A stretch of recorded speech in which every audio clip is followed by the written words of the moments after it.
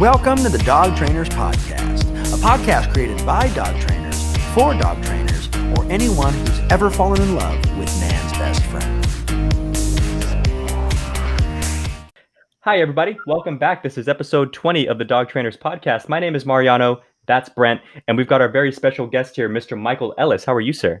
I'm great. Thank you guys for having me on. Thank you so much for being on. Now, this here is episode 20 of the podcast, and we just want to thank you guys so much for the huge amount of support that we've been getting. I know I've been saying this for like the past 5 or 6 episodes, but we just ticked over 1,000 listeners. We got our first piece of like fan email. What would you call it the other day? Yeah, we've had several little pieces, but this one was really sweet, and it made me kind of feel like Michael Ellis for a second, where someone was like, "Thank you so much for doing what you're doing because you've helped my business so much." And anyways, yeah, that was really sweet. Sorry, go ahead. It's okay. It was great. Keep them coming, please. Thank you guys so much for listening. Now, in this episode, we figured what better way to absolutely maximize our time with Mr. Michael Ellis than to dive into the art of teaching, because this is something that he's perfected over time. We were just talking and he said he's been doing content online now for something like 12, 13 years. And we want to dive into a little bit of his backstory, a little bit of what it is that makes a good teacher in dog training and everything in between. So before we dive into that, you can find us all on Instagram. You can find me at Untamed Dog Co. That's Untamed Dog Co, all one word. Brant's is all one word as well. It's Canis Behavior, Canis Behavior. Michael Ellis, you can find at Michael_Ellis_school, as well as at Leerburg. And also don't forget to check out his website, michaelellisschool.com. Over to you, Brent. Yes, sir. All right, everybody. So for those of you guys who do not know who Michael Ellis is, Michael Ellis is probably one of the best educators of our generation, of our time in dog training, right? He has provided us with wonderful content through Leerburg and through his school for the last 12, 13 years. And I mean, we're just so grateful to have him on. And to kind of help give you a little bit of a prompt. The whole point of this podcast, in essence, is to provide value for up and coming dog trainers. And one of the big things that to me would really add value to people is understanding the journey. Right. Sometimes when we look at a professional like yourself and we see your content and your teaching ability, it's really hard for us to know that once upon a time, like, you weren't good at stuff. Right. Sure. and you know, there's a lot of, you know, especially speaking for my own generation, there's a lot of impatience. There's a lot of huge desire to want to get good really fast. There's a lot of passion that kind of sometimes go misdirected. And so, you know, we'd really like to dive into understanding a little bit more of your story, how you started, what your passions were, who your mentors were, et cetera, et cetera, et cetera, because this is a journey. I've been doing this now for 12 years myself, Mariano, almost 10 years now. And it is a journey. And you would have asked me when I was 18 years old, I wouldn't have told you like, yeah, I'm going to be a professional dog trainer. Yeah, no, I didn't think that. It was one of those things that you follow your passion, you follow your heart. As Tyler Muto said last week, he said, you know, dog training can be very mentally stimulating if you allow it to be. And I couldn't agree more. So anyways, let's go ahead and hand it over to you, Michael. Again, thank you so much for being on this podcast. Let's dive into the story that is Michael Ellis. Sure. Thank you guys again for having me on. I really appreciate it. I think you hit on a couple of things that are really important, right? We live in a time where people are sort of enamored with instant gratification, right? You can get a lot of things fast. You can get information fast. You can get lots of things fast. But we all know that expertise there takes time, period. There's no shortcutting it. And we're in a good time in that you have access to lots of information that frequently took longer to acquire. Like, I came up through the dog training club system, I'll talk about in a second, through that club system. And so you had to physically go to fields and meet trainers to see what was going on. Now, there were no training schools in the same way that there are now. The internet was not active, so didn't exist. And so people weren't getting access to the same kind of information you can now.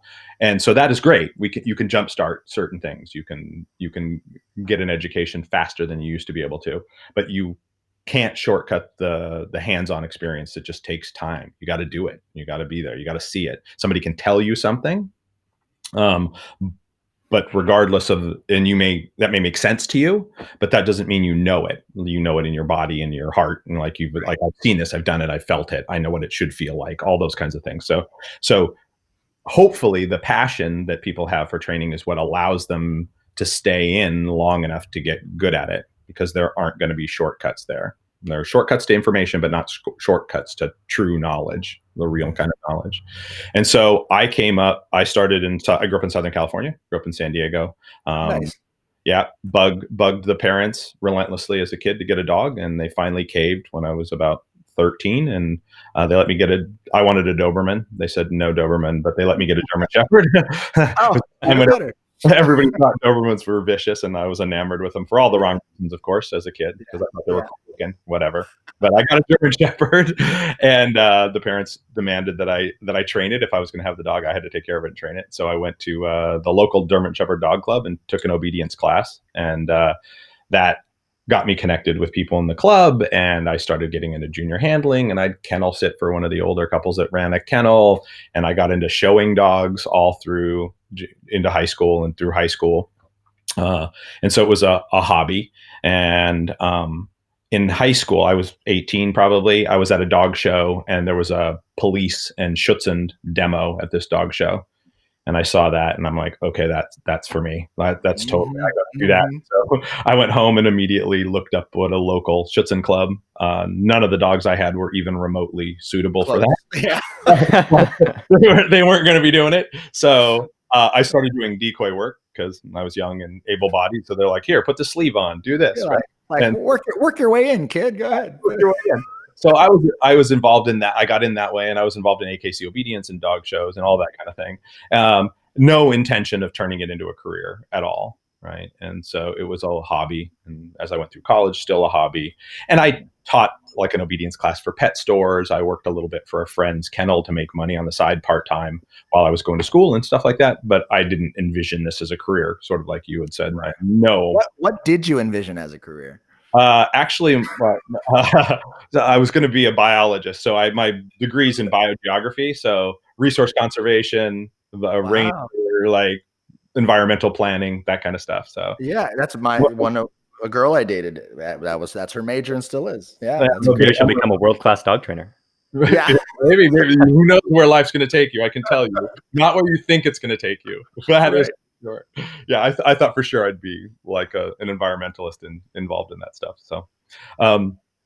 So, as I went into that, it just happened that while I was in school, one of the clubs that I'd worked with had some new members, and they asked if I would come and help show them the ropes a little bit. So I did some kind of little weekend clinic for a group of trainers at one of the Schutzhund clubs that I'd been going to, and it went reasonably well. And so another club nearby had asked about hosting a seminar type thing, and they said, well, he did a good job, you want to do it? And so I went and did another one, and it literally started like that. I was competing in dog sports and doing that stuff as my hobby, and I would do a seminar here and there, and over the course of several years it started to pick up steam. I didn't advertise, I didn't start a business. Clubs just started to ask me to do these things. And at a certain point, it started to really pick up. And so for 14 years, I guess it was, I traveled and gave seminars to dog training clubs and organizations. So police departments, military, various dog clubs, from agility clubs and competitive obedience clubs, and lots of bite sport clubs and that kind of thing. And at some point in there, I'm like, well, I guess this is my job, right? It got busy.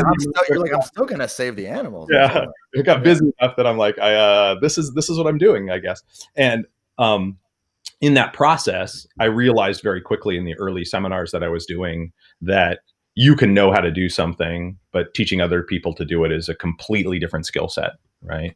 And so my wife is actually has a teaching credential, and she gave me some strategies for teaching, and I started paying attention to that and started to think about that.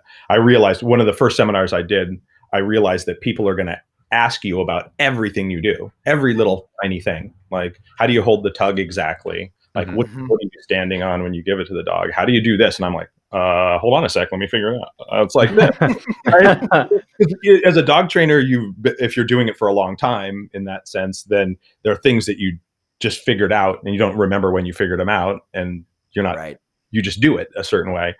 And so I started to pay attention to all those things, and I started to break them down. I started to read about teaching strategies. I started to, when I got up in front of people and talked, I learned to pay attention to their facial expressions and whether they understood what I said or not. I spent time thinking about different ways of saying the same things. So I started teaching myself to be a teacher ultimately.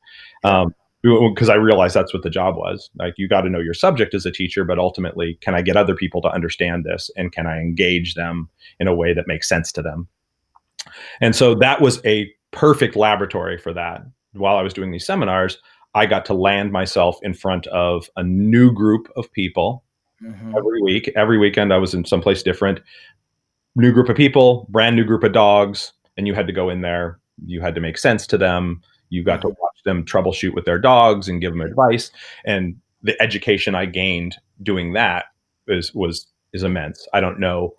It would take 5 lifetimes to get that information, to get that kind of education if I didn't have kind of dive into that. Right. And at the end of that period of time when I was doing seminars a lot, after this was 2009 is when I opened the school. So 2007 and 8, those last couple of years, I was doing about 40 to 45 seminars a year. So I was flying someplace different every weekend. So I'd fly out on a Wednesday or a Thursday, and I'd come home on a Monday, and I'd fly out again somewhere else. And at that period, I got to the point where I'm like, I can't travel anymore. I'm losing my mind. And so I had a choice at that point to open up a dog training business. I'm like, certainly. And I'd done that, like, while my wife was in grad school and we were in New York. I did seminars, but at that time I'd do, 1 a month kind of thing. And so I trained pet dogs on the side and all that kind of thing. So I figured I could start a training business, but I'd really spent the last decade getting good at teaching trainers to be better trainers. And so, let's open up a dog trainers school. And so I did that in 2009 and started in a warehouse in Fairfield, and it went well. And you're doing okay. You're doing all right. Right just before I opened the school, I hooked up with Leerburg. So actually, Cindy Rhodes. How did that happen? Tell us about that. Yeah, so Cindy Rhodes, Ed's significant. Because we used to think you were Leerburg, right?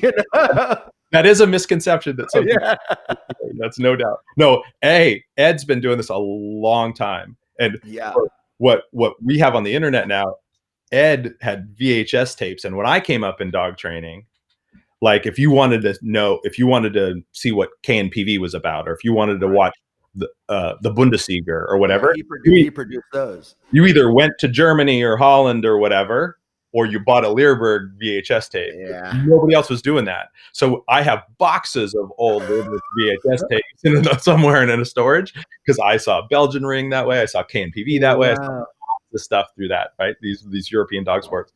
And so he was hugely influential on me, because that content just wasn't available. The internet didn't exist. Yeah. And so I was doing a seminar in Minnesota, and Cindy Rhodes, Ed's significant other, very good dog trainer, showed up at the seminar. We really clicked, and she went back and told Ed, and Ed came to the next seminar I did in that area, and he's like, "Hey, you want to do videos?" And I had said, "Yeah, I've been wanting to, but I don't have time. I can't stop what I'm doing now. I go somewhere every weekend and find the time to film and script them." And he's like, "Okay, well, we'll take care of it." So the initial videos he shot at seminars. So he'd come to a seminar and he'd videotape, and then he'd go back and cut it up. That's why some of them are so long, right? So some of them are unruly. We've gone back and redone a lot of them, but some of the originals were just basically cut together footage from seminars. Right. And then as we got further into that process, then I started scripting them ahead of time. I kind of said, okay, I'll organize an outline and we'll do all that kind of stuff ahead of time. But the original ones were just shot up at seminars. But it was huge, because that got me out there in a way so that when the school opened, people were already starting to know who I was due to that kind of stuff as well. So it was hugely helpful in letting me get the school started and stopping traveling at that point in time. Right. It's crazy. So it's like it's the internet really just. I think you were. I don't know if you were you the. Was there someone else who is Michael Ellis-ish, or were you the first one to just kind of No, take off on the internet? on the, I don't know, because like I'm on the internet. I'm terrible about all of the stuff, so I use it like everybody else does. But I, To order pizza. yeah, yeah, right. And so there were many other trainers that were spreading good information ahead of that. So Ivan Balabanov and I came up around the same time. He is a genius dog trainer. He and I are friends and would train together at various times. He was making content and things very early on. He has books and videos, which he's extremely gifted. Before that, it was mostly done through seminars and things like that. Mm-hmm. So there were many good trainers that would go to clubs, organizations, and that kind of stuff for educational experiences or conferences and that kind of stuff. But the actual kind of established trainers, it just happened that I'd been doing that for a long time when the internet really started to kick up in that sense. And so that kind of allowed me where YouTube started taking off. Yeah, so that allowed that sort of slide out. And to be honest, I still don't even remotely use it to the best of advantage. I'm terrible about it. If Leerburg weren't throwing out the stuff for me, then it would be bad. Yeah.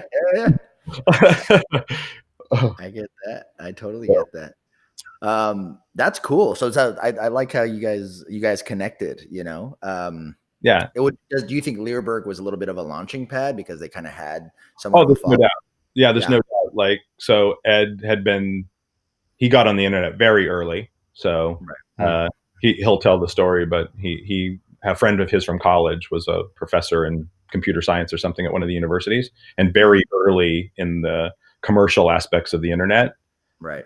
You need to get in here. And so Ed had a website up selling dog stuff way early, one of the first commercial dog sites there. And so he was well established and had a mailing list and all that kind of stuff. So that when he started to get my content out there, and I'm positive there's no way the number of people would have seen me without Leerburg. And yeah, they for sure have been great. And I'm a terrible marketer. Like, I don't like it. Like, so I'm training trainers to be professional trainers, and they always ask me, like, so, what's your strategy for marketing? And I say, do good work, and people will notice you, and they'll tell other people. That's really it's true. It's true. Dude, that's not really helpful. Like, do you take out Facebook ads or what? Yeah. Nowadays it's just have someone follow you with a camera and just do whatever you do. Yeah. And that's marketing. Well, it's crazy how marketing has changed these days. I mean, some of the biggest channels on YouTube, for example, are just vlogs of people doing pretty much nothing, but they get like 15 million views per video. And it's just like, hey, I'm going to the store, I'm going to the park, and having nice shots and a bit of editing and some music and stuff, and people eat that right up. But it's such a weird thing where, like, my little sisters at my mom's house do this thing where they watch videos of little girls playing with dolls. They have toys of their own, but they watch these kids play with other toys, and I'm like, why is this so interesting? Yeah, we should be concerned. We should be concerned about them. Each his or her own, but no way, man. So tell us about you, man. You have kids, you have a family. What's going on? I have a wife of 30 years now, and whoa, that's amazing. We have no kids, lots of dogs and other critters. We live in Sebastopol, California, which is in western Sonoma County. About an hour north of San Francisco in wine country. Very quiet, nice. mellow place. Yep. And that's it. Yeah, that's it. My wife is an actress and theater director. She had an MFA from Columbia in acting. And when the school took off and started to get busy, I stole her from her actual career and made her administrator of the school. So she doesn't get to do nearly as much theater these days as she would like, because she's too busy helping you out. Yeah, helping you out. It would not be happening without her by any stretch of the imagination. Yeah, having a good woman by your side, man, doing what you're doing. That's everything. That's everything. So let's dive into another little question about the past. Let's talk about, you know, like some people, they remember some of their like their favorite elementary school teachers. They know them by name and they remember them and they remember the impact that they had on them. Let's talk about some of the people in your journey that have really just impacted you, where you were like, I say this because this person taught it to me when I was blank, right? Yeah. Who are those impactful people? So some of them are school teachers for sure that have nothing to do with dogs. So certainly Mrs. Ostermeyer, a junior high English teacher. Nice. Like there are some people that really helped me with my intellectual journey. And so as a teacher, they helped me kind of organize how I think and be comfortable in front of people. And they made me read a lot and made me curious about learning and a lot of that kind of stuff. So I had several teachers through that. When we start talking about dog people, I have tons of them because, again, I came up through a club system. So there are people, like many people I learned. So the people that got me into dogs originally, the people that I took the initial obedience class at the German Shepherd Dog Club, there were a couple there. Victor and Harriet Gega, who owned Von Victor Kennels in San Diego County forever, long since passed. But they kind of grabbed me and said, like, hey, look, there's this whole other world of dog stuff. And they would let me kennel sit for them when they went on vacation. And, cool. And so there was all kinds of stuff that sort of hooked me into that world. I worked for a veterinarian while I was in high school when I was going to dog shows that was into showing dogs too in Pennsylvania. And that was very influential. But the dog people, when you train with a variety of people in clubs, you wind up meeting a lot of people. So there were a ton of trainers in the Southern California area when I was coming up that I spent time. So Al Banuelos was a well-known Schutzhund trainer at the time. I trained American Bulldogs and eventually had Malinois. I mentioned Ivan Balabanov was coming up at the same time, and his way of thinking was hugely influential. There's a woman, I wish I knew her name, when I had learned training initially, like everybody else at the time that I learned training, we learned straight up Keeler method pressure, right? So choke 6-foot leash and a choke chain. And there was a obedience club that shared one of the bite sport fields that we worked at. And there was an AKC obedience trainer there, and she had a border collie, and she was out doing obedience one day. And I wish I knew her name. I would love to call her and say thank you. But she, I'm like, her dog doesn't look like our dogs. Like, what? That dog looks happy. What is she doing? Right? Yeah. So I watched her train and talked to her a bit, and it sent me off on a different journey. Right?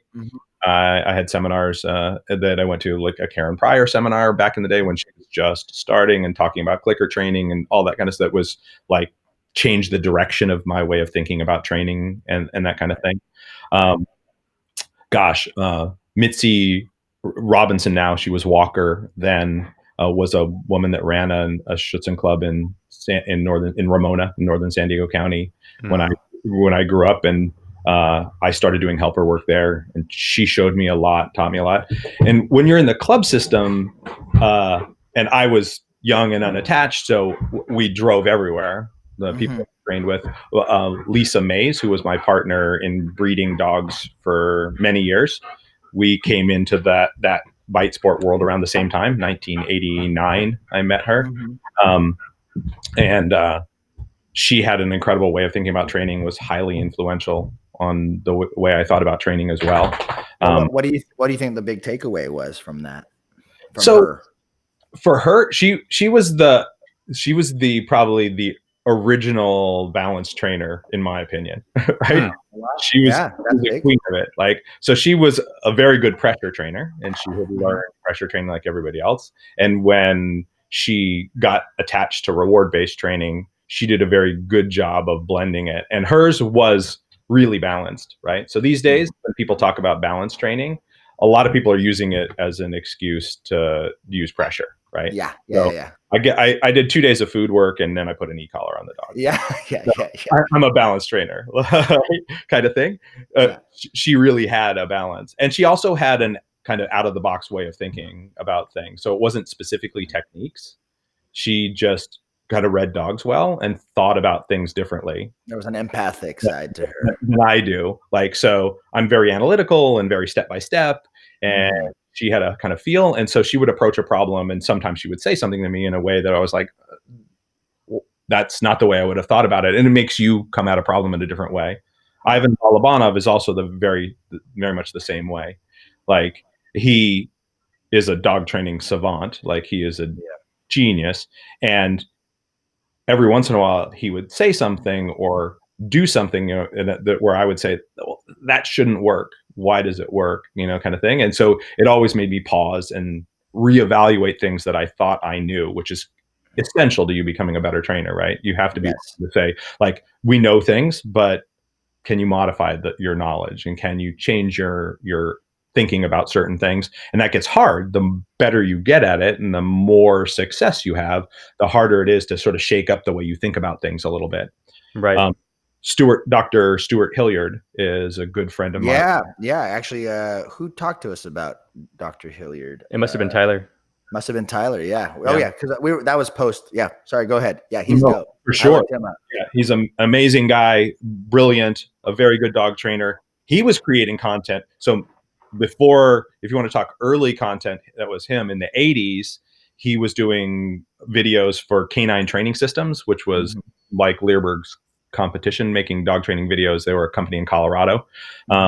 And he did some videos on Schutzhund and helper work and stuff in the 80s. He was actually the person that hosted and brought French ring sport to the US. Oh, wow. The very first ring sport seminar in the US was after Stuart made a trip to Europe and came back and brought French trainers back and did a seminar at Colorado. I want to say in the mid 80s, 86, 87, something like that. Wow. He did a seminar here, and that kind of brought that to the US. But watching there's a tape on protection work that he did, and he was decoying and he was showing foundation protection work. And as a decoy, and I don't want to go too far down this road because lots of people probably don't know what I'm talking about. But anyway, the person getting bit by a dog in protection work is the person training the dog. So when people think of training their dog in protection, you're handling the dog. The person getting bit is the one that's teaching the dog, right? Yeah. Right. The decoy, the helper, the agitator, whatever you want to call that person, their skills drive your success. If you're going to be successful, it's because they are doing their work right. And it's a kind of a reaction to the dog. You observe the dog, you read their body language, and when they do something, you need to react so that they think they're making an impact on you, right? And it's a huge thing.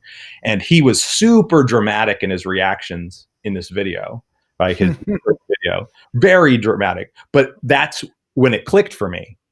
Like, nobody explains it. You watch people work the dogs, and it doesn't look like they're doing anything. You can't see from the outside, but his reactions were big reactions.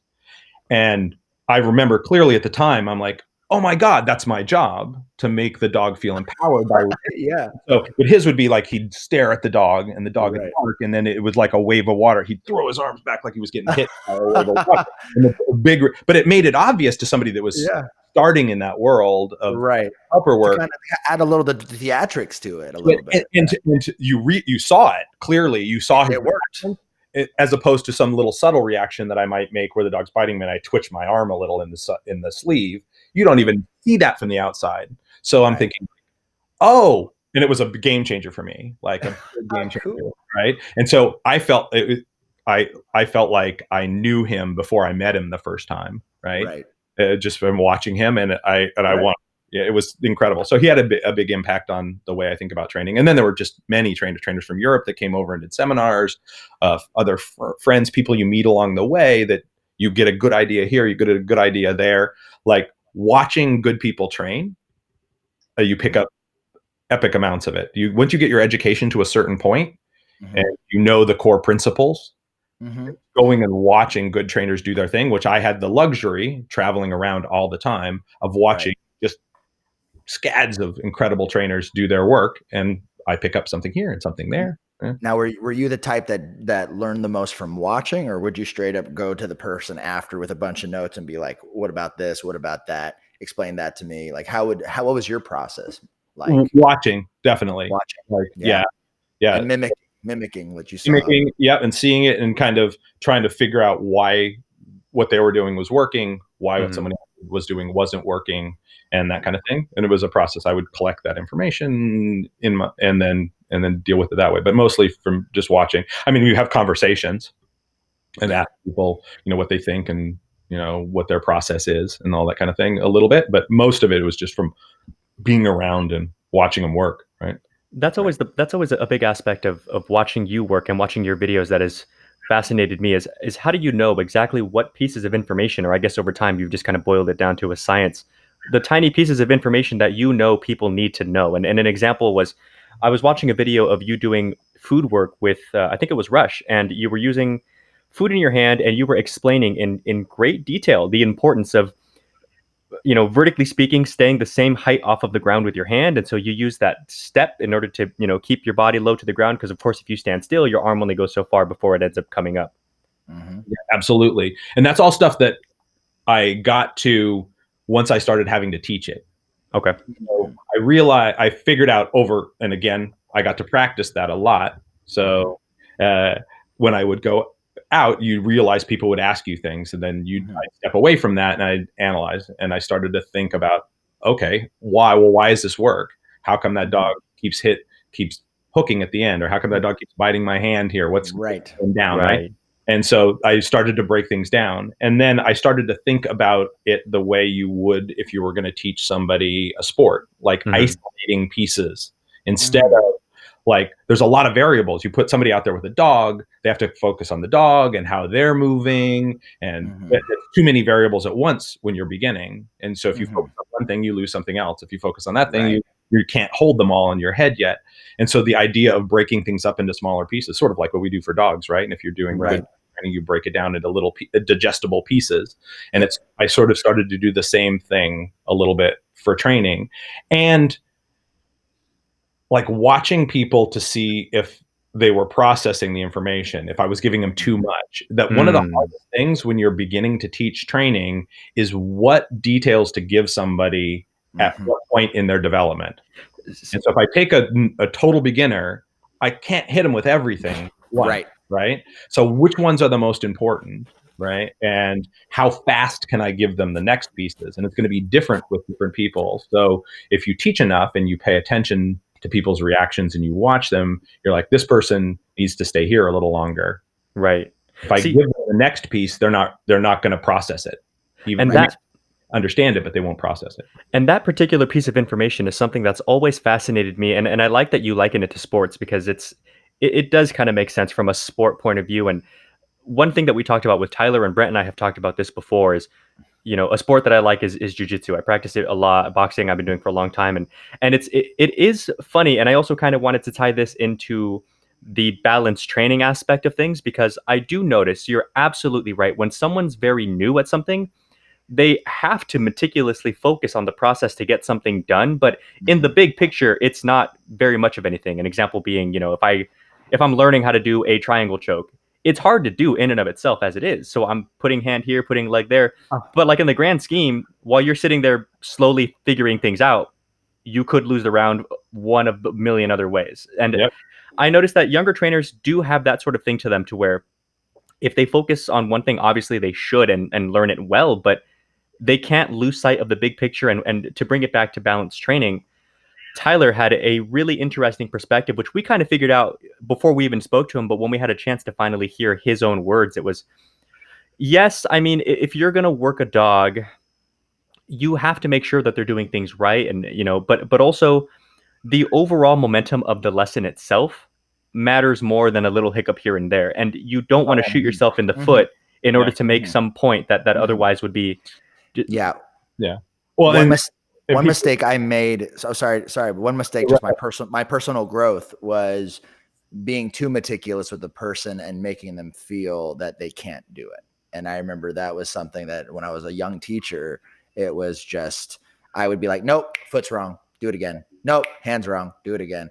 And I would just break their confidence. So that absolutely can happen. And then beyond that too, you can get to a spot where they're so afraid to make a mistake that they're not willing to experiment and push, right? Right. Like, you can get very good instruction, but there's the interaction each time is a little bit different with the dog, Mm-hmm. a living creature, right? And so it's slightly different, and the larger principles apply, but the feel for when to push or when to try something new, like when you're up against something, and if you make people, if you're too structured a little bit too soon, people are afraid to make a mistake. To fuck up, yeah. Yeah, and so there are mistakes that you have to make to get better, and Mm-hmm. you have to try some stuff. Like, okay, now you're stuck there. You know what? Innovate. Try something. What's funny is a tiny bit of our back history is Brent and I have been working together for a long time. I'm in Arizona, but once upon a time I lived in LA, and he and I worked at the same kennel, and he was like the head training manager, and I was learning how to be a dog trainer, and they had an official like internship program, and I was never actually an intern. I would just stay after my shift I love this story. and just learn how to train dogs. So I'd be there from opening to closing, and then after that, and he and I would go to the bar after a long day's training session and talk about things. And one thing that I noticed about what I think just made us such good friends is Brent pushes a lot, but I just don't take it personal. I understand he's trying to make you better, and something that I really found interesting was, well, you were like my Malinois. Like I could put pressure on you, and you'd come back and be like, "Do it again. I'll do better next time." Right? But it was a matter of perspective, though. It's like I understand. So it's like, okay, a couple things that are clear. You're smart. You're tough. You're like strict, but also that you care, and so on and so on. So the reason why I bring this up is to So the reason why I bring this up is to say that when we had our other assistants, so now we're talking years down the line. Brent and I are training, and we had our training assistants. They would learn their particular phase of training, whatever that was at the moment. We've got a dog that's 2 days in, 3 days in, and they know how to do food work, sits downs, and whatever else.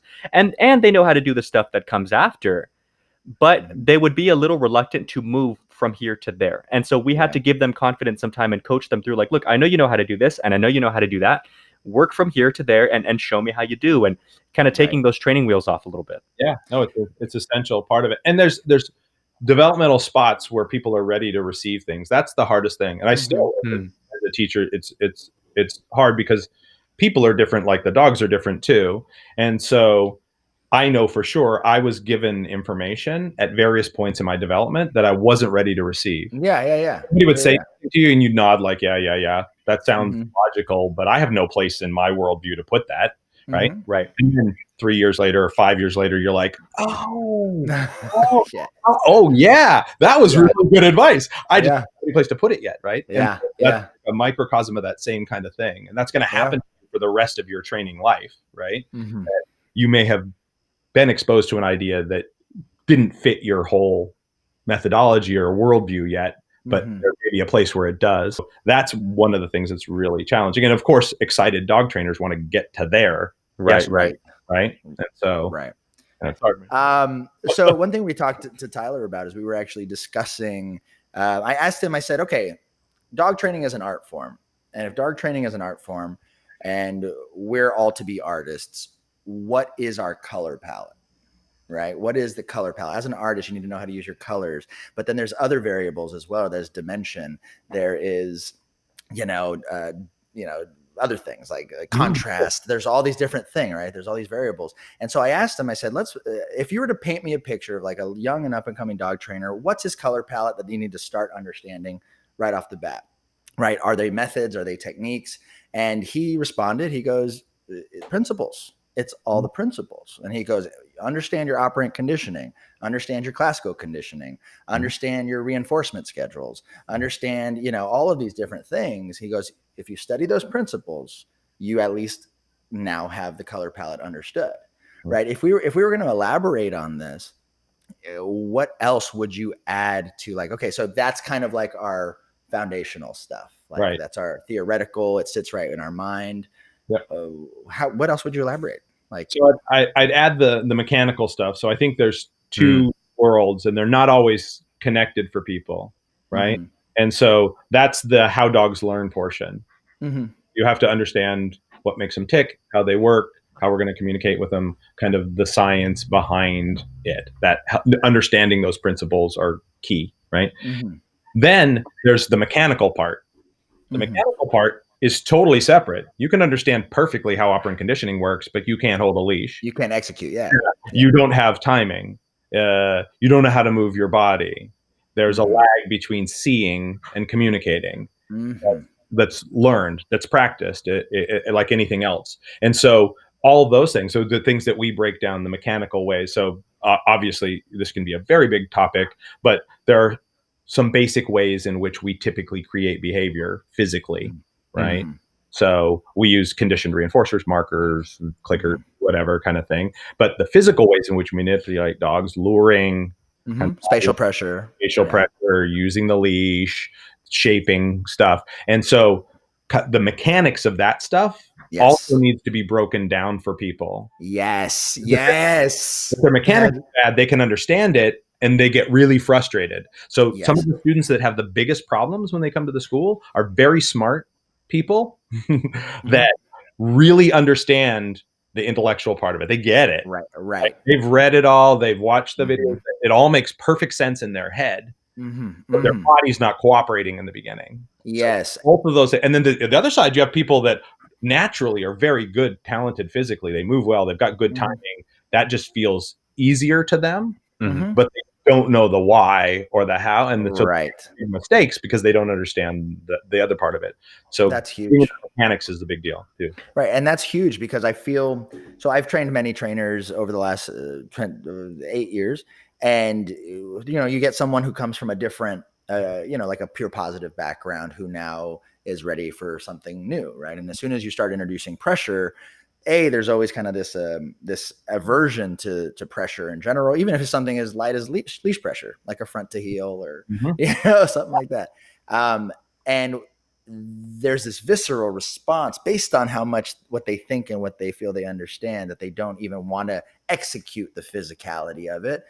But once they get over that hump, they go, oh, super easy. And that in and of itself is a struggle. That's great. The technical skill. I take my dogs out, my board and trained dogs, when they're good enough. My way of socializing and getting them outside is I take them places where they can be inside. And one of the places I take them, of course, is like Petco, just because they're super dog friendly. And I ran into a couple trips ago, but also today, I was there a little while ago. They're one of their trainers. And he was a really nice guy. I mean, obviously he's pure positive because I know Petco only does like all positive training. And I spoke to him a little, and he's very nice, very like personable. And I invited him on, so I figure we'll have him on at some point. But I definitely think that it's important to talk to people from the different training ideologies and kind of get their perspective on things. Absolutely.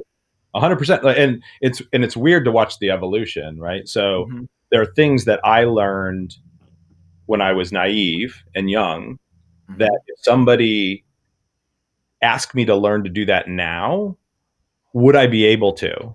Right. So there's a point, I'm 16, and somebody says, here's how you yank on a leash, right? Yeah.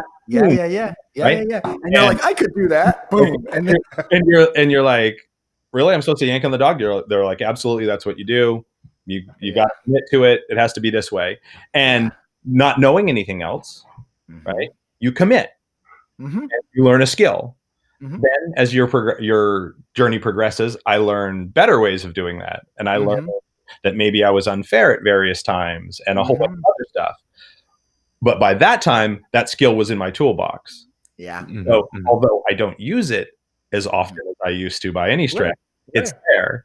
And so now we have a whole generation of reward-based trainers who are very good at certain aspects of training, like much better than I was early in my journey on reward-based training when I was discovering how to do that, right? And so they're exceptionally good at this, but they can't handle a leash. And they know enough that they're in their own way to learning it, because in order to learn it, you have to commit to right? Yes. And you're going to make some mistakes, like you're along the way. I say it all the time, but like I would love to resurrect certain dogs and apologize to them, right? I learned to do things on you, and you're the one that suffered for my lack of skill and mechanics and my lack of understanding at that point in time, right? But if I hadn't gone through that, would I be able to do that now if that wasn't journey? It's challenging when you're trying to educate dog trainers. Which piece do I give them when, right? And so that they don't get so in their head that they can't commit to learning the new skill because it feels uncomfortable or it doesn't feel right. Well, one thing I've seen is also, like, I remember when I came up, I had a community of dogs. I worked at a kennel, and then eventually I went from, assistant trainer all the way to training manager. And so I had trainers around me and I had mentors around me and I had people I could ask or see. And, shout out to Edward Valle, one of my homies who is in Texas now, and he doesn't even know I have a podcast, but that guy taught me technique, like such clean technique. And I remember being like, I want to do it like that, where everyone else was cranking and yanking and doing all this other stuff that, but yeah, sometimes the support of the community that's around you, the dog training community, it's easier to fall into those good and bad patterns, right? Yep. So you could have a community of, pure positive or very heavy-handed Keeler method trainers. And because that's the community, it's like it's easier for you to commit into that. Yep. Right. And so like one cool thing that, you look at like the whole Leerburg crew, or you look at like what Tyler's doing with Consider the Dog, and we're creating communities of dog trainers of different platforms, and how can we learn from each other? And ultimately, this whole, again, I kind of agree with Tyler, the term balanced dog trainer, but the concept of balanced dog training, we need to create more of that, right? It's too polarized, and we just need to kind of create more communities for people to feel safe to explore these ideas and theories and get coached, not judged. Yeah. And I think honestly, the hardest part about the balanced training is that it looks so different from dog to dog. If you're really doing it, if you really are embracing that ideal, then it's the dog that's in front of you. And one dog is going to be 90% reward based. Like it's going to be 90% reward. Another dog, it's going to be 90% the other way, unfortunately, right? Just because of their temperament and their situation and where you are in their development. And those adjustments are hard for people, right? And he wants kind of a formula for it. Like I'm going to come in and I'm going to do a week of this, and then I'm going to do a week of that. I think, unfortunately, you got like pet dog trainers have it harder because a lot of, in a sense, what they're asking dogs to do is typically easier than a working dog trainer would be. But what they have is they have arbitrary timelines put on them by economics. Yeah.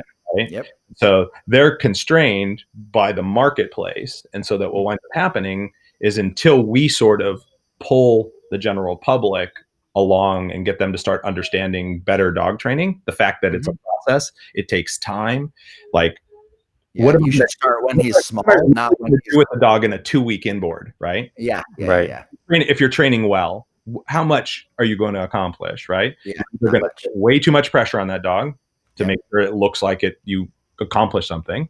Yeah. Or the dog's going to look like, hey, it looks at you, it seems happy to be around you, and it sits, but like you're barely scratching the surface. And so, unfortunately, some of the timelines and some of the formulas that trainers are asking for, and like, how long should I do this before I do this, and how long should I do this before I do this, are thrust on them by the economics of what market bears. That guy says he'll do it in 4 weeks, so now I have to offer that, otherwise I don't get clients. What's funny is with this kind of latest push, it seems, at least to me, of like advertising based dog training, I see a lot of that, like that 2-week off leash trained, any dog, any age, any stuff like that. And I've actually been pushing the other way and having a pretty good amount of success. So instead of trying to like race these people to the finish, I'll get a lot of phone calls that are like, hey, well, I spoke to so-and-so and they were saying, for this price in 2 weeks, X, right? For my like 4-month-old Dobie puppy. And I'm like, the reason why I take longer is because you just,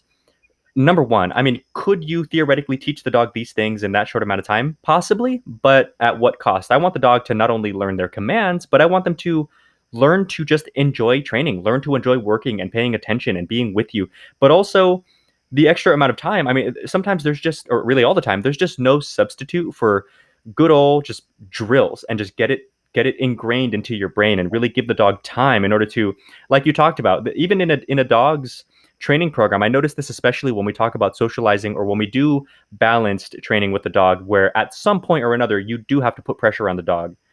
I noticed that every dog's trajectory, they're capable of more pressure the further they are in the program. Absolutely. And I wanted to say that to kind of speak to your point about just like a human student, dogs, you can try to teach them the lesson early if you'd like, but they're not really going to grasp the value of it until they're ready for it. until their fundamentals are down. Exactly. Yeah, just like humans. You know, I always look at why I sucked at soccer. I played soccer for many years. It's because, but intermittently as a kid, 5 years old, 7 years old, 9 years old. And I didn't pick up that sport that well because I was too busy figuring out how to dribble the damn ball. I was dope at soccer. Well, whatever, dude. All right. Well, where were we? Sorry, I got off topic. Like I talk to students about this all the time and talk to trainers about this all the time. There's this idea that if you're a better trainer, you can do things faster. Right, right. What do the best trainers do with their own dogs? They're not. They take sweet ass time. They take sweet ass time. Yeah. They take their time. They make sure all the fundamentals are beautiful before they worry about layering that on. Like they're like, do I have an e-collar on my 6-month-old? No. No. Yeah. No, I have plenty of other stuff to do. I have lots of groundwork to lay.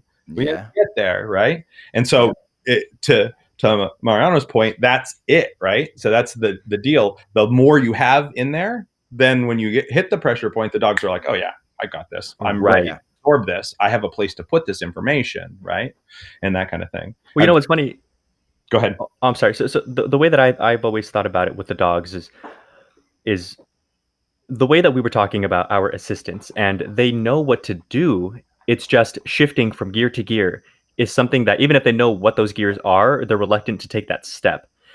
Dogs, as they get better, the reason why I think they're more capable of handling larger amounts of pressure, which is exactly why you up everything, right? Distance, duration, distraction later on in the program. That's why I don't take dogs out to Petco until they're like far enough along that I know that they can handle it. But I think the reason that is because they already have these kind of preset pathways that they can take. Oh, if I'm distracted, I do this. If they tell me do this, even if there's, so there's all these different routes that they can take. They have all these different tools under their belt already so that they can access them more readily. And then me as a trainer, knowing that they know these things, pressure is less of an immediate option because I know that I can choose this tool, as opposed to being kind of like a one-trick pony. Because earlier on in my training career, I was definitely heavy with pressure, really needed to develop my food work. And when I did that, I've noticed, I mean, not only fundamentally speaking, do the dogs look quicker and happier and everything like that, but they just enjoy the process more. And so they're more consistent more of the time. And it's amazing to see that. And they're more resilient to bad experience, all the rest of that kind of stuff, right? Right. You have more in the bank to bounce back from stuff and to handle things. You have coping mechanisms, the whole 9 yards for sure. That's awesome. What's the solution? So as pet dog trainers, because that's the majority. Would you say that there's more pet dog trainers than there are competitive? Oh, by dog trainers? Yeah. Okay, yeah.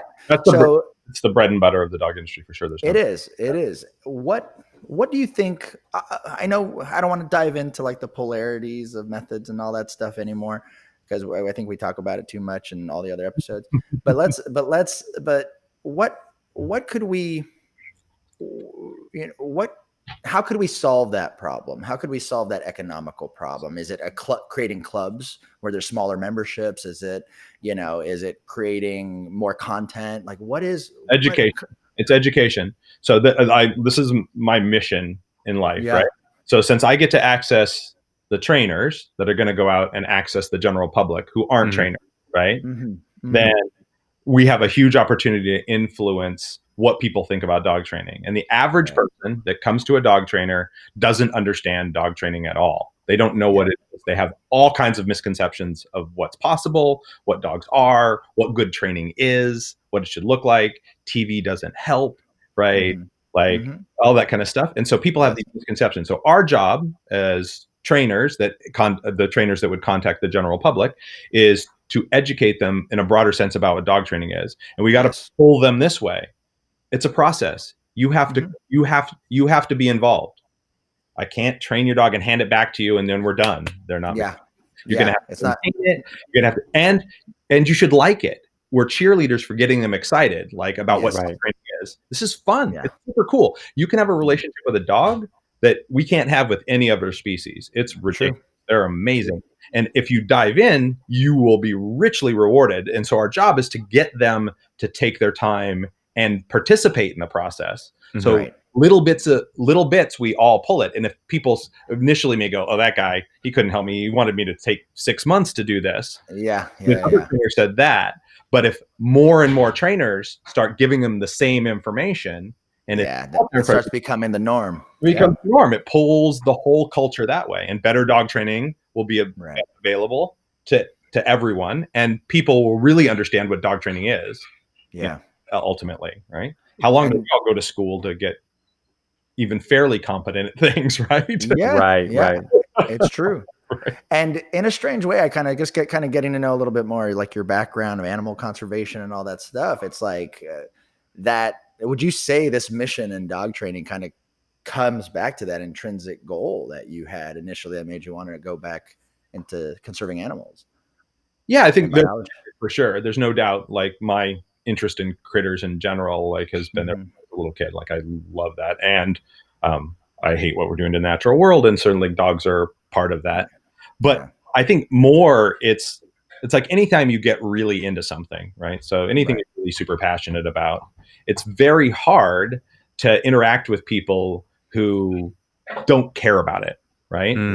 And that's what it is. Like you have somebody here, something that you really think is amazing, something that you really care about. And now you have this person that's like, I don't want to know about any of that. No, I don't want to put that much work into it. Just make my dog stop pulling on a leash. Make it right.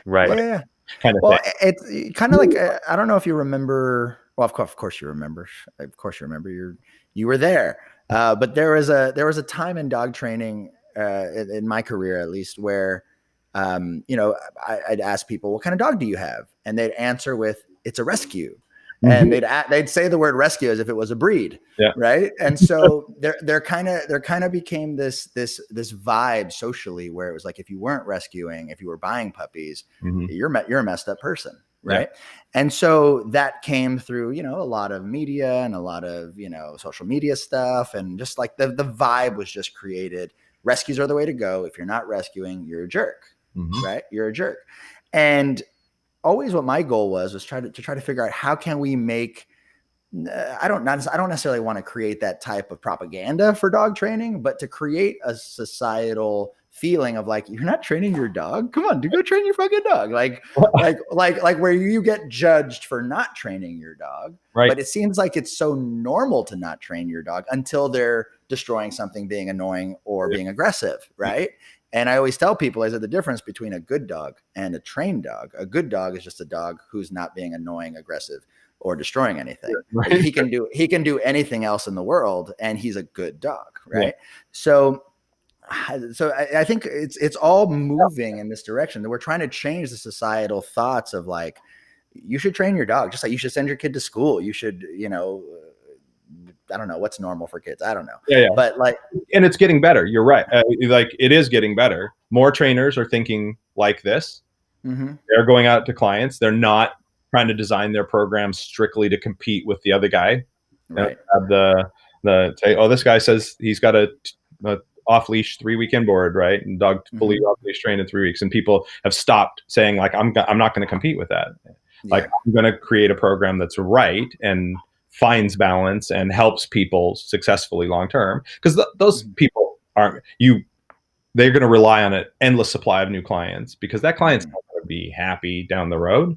Right. They send the dog, you do that, the dog goes back, they didn't participate in the process at all. It's going to gradually erode, and then 2 years later they're going to say, oh yeah, I paid this guy all this money and look at this dog, right? So unless you get them connected, and people are realizing that, trainers that are out there are realizing that, and they're extending their programs, they're doing good work, they're coming up with hybrid inboard and private lessons, including the people in the inboard training, like all that. It's getting better for sure. Yeah. And that's our continued mission. And it's all in efforts to get the involvement of the owner, right? Yeah, I think if we can make that that more of that responsibility fall on the owner, then we will be more successful as dog.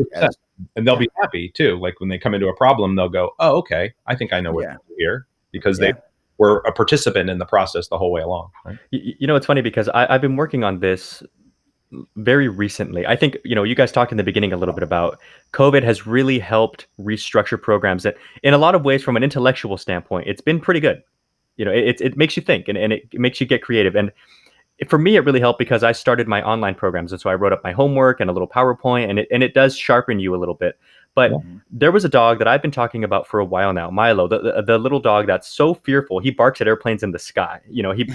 I swear he's actually afraid of his own shadow, and that wasn't an exaggeration. And so he's been working with me. I'm going to have him for a total of 4 weeks, and he's now 3 weeks in. And what I've started doing with people is if the dog's doing, 3 week, 4 week, whatever the case, at about the 2 week mark, I'll bring them in to visit the dog, but we do a lesson. The dog stays with me, but we'll go somewhere, do a little lesson. I'll explain to them some stuff of what the dog's been doing and why and what they're going to be doing.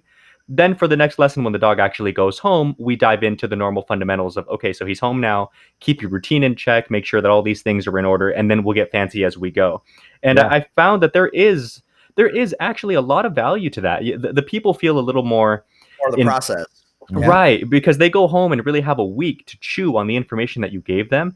And the dog, it's been very valuable for me, depending on the dog, because of course there are certain behaviors that a dog gives owners that they don't give the trainer. And Mhm. 2 weeks into the program, we talk about the dog being able to handle certain pressures. Owner comes in and the dog goes, "Oh, you're right, I am protective." So then owner goes home and I'm left with a dog that still is now showing me a little more of these things so that I can address them more directly now that we've got our foundations in place. And it allows my momentum to stay peaked for the rest of the program. Then the dog goes home looking as solid as possible. Absolutely. I think that kind of thing is essential. The last inboards that I did before, I obviously don't do them anymore. Mhm. But at the time, I had factored in client involvement the whole way. So I would take the dog for a week, and then they would come in at the end of the week, and I would show them everything I did during that week. I would literally walk them through. This is how I started this. This is why I'm doing it. Now you try what I'm doing. And then I Right. said, cool. I'll see you next week. I take the dog, I do the testing. You come in a week later. Here you go. Right. Very nice. And then I wouldn't have inboards shorter than 6 weeks. Nice. Like, yeah. I'm at a month right now, but I do 6 weeks for really intense cases. And so even if they didn't do it themselves, they knew what the dog looked like at all those steps. They had participated some, and they had at least an idea of what the process would be like, right? Well, you know what? And that really shows to the mastery of your skills, because there are so many dog trainers who want to keep it all a secret, or maybe they're ashamed of what they're doing and they don't want to put that in the forefront, So like that's a skill I had to learn teaching a lot of workshops and group classes, was like, I need to make sure that my skills are refined. So I don't feel uncomfortable doing them in public. Isn't that the weirdest thing, that people have that urge to keep things a secret like that? Yeah. Like I never understood it. There are lots of people that do, and there are people that think, that they're super gifted, they have something special, and they want to maximize what they can get out of it.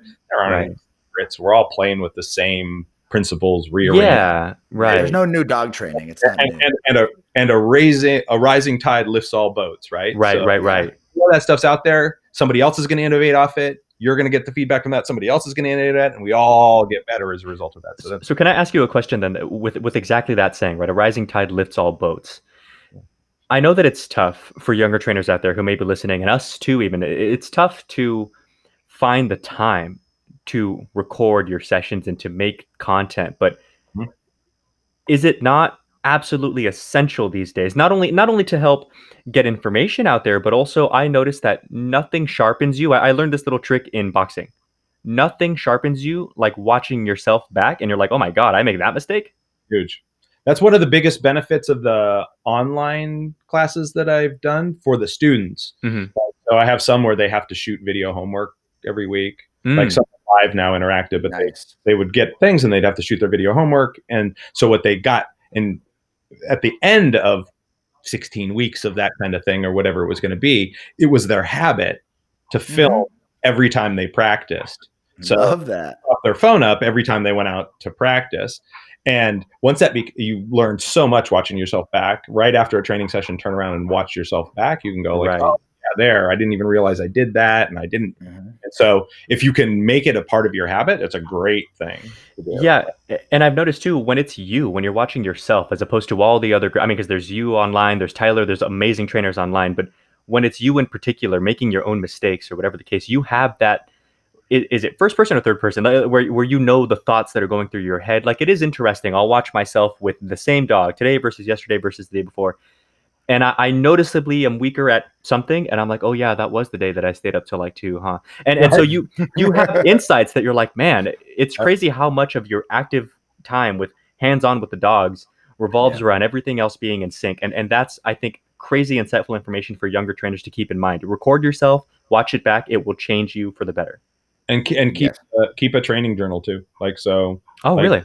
Yeah, absolutely. We make all of our long-term students keep training journals. And so you sit down, and at the start of training a dog, you write down everything you hope to do with this dog.